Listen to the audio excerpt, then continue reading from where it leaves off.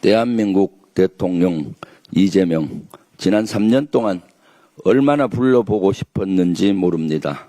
마음껏 부를 수 있게 해주신 국민께 진심으로 감사드립니다. 민주당은 이재명 정부 성공을 위해 최선을 다하겠습니다.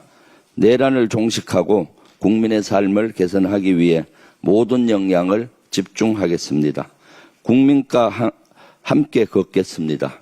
국민이 주인인 나라, 국민이 행복한 나라를 만들겠습니다. 어제 이재명 대통령께서 처음으로 용산 대통령 집무실을 갔습니다.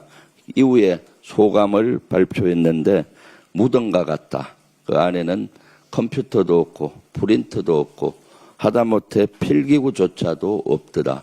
텅텅 비었다. 라고 말씀하셨습니다.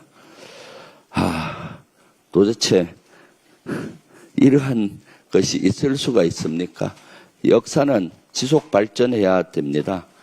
대통령실은 우리 대한민국호의 컨트롤타워입니다. 컨트롤타워는 하루도 중지됨이 없이 발전해야 되는데 이렇게 할 수가 있습니까? 새로운 컴퓨터를 설치하고 시스템을 갖추는 데는 최소한 2주 걸립니다. 그리고 그 인적 자원들이 다시 시스템을 만드는 데는 수개월이 걸립니다.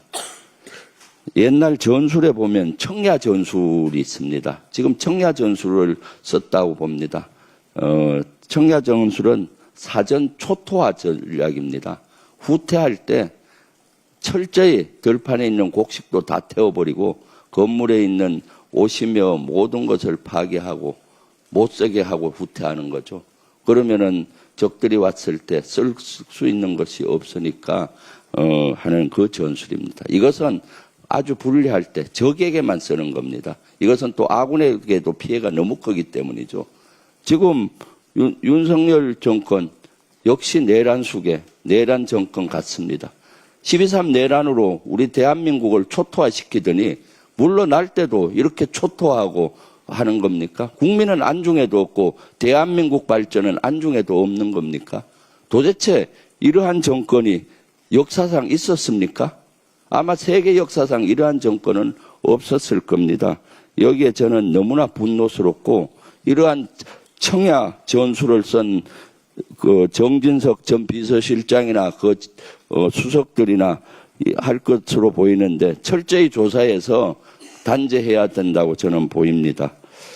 오늘 3가지 특검법을 본회의에 상정합니다. 이 가운데 내란특검법은 12.3 개헌과 관련한 윤석열 일당의 내란과 외환 혐의를 수사하는 내용입니다. 내란 종식이란 이재명 정부의 공약이 온전하게 첫걸음을 내디딜 수 있도록 민주당이 돕겠습니다.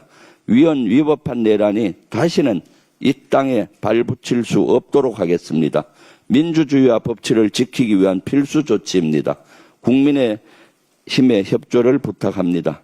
최상병 특검법은 해병대원 순직 사건과 관련한 수사 외압과 은폐 의혹이 주요 수사 대상입니다. 사건이 발생한 지 2년이 다 되어 가는데 아직도 진실을 밝혀지지 않고 있습니다.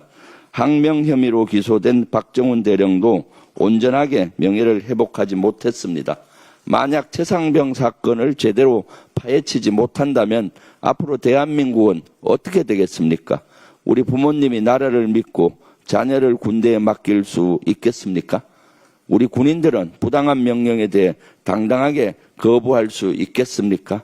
특검법 통과는 정의롭고 안전한 대한민국을 만드는 초석입니다.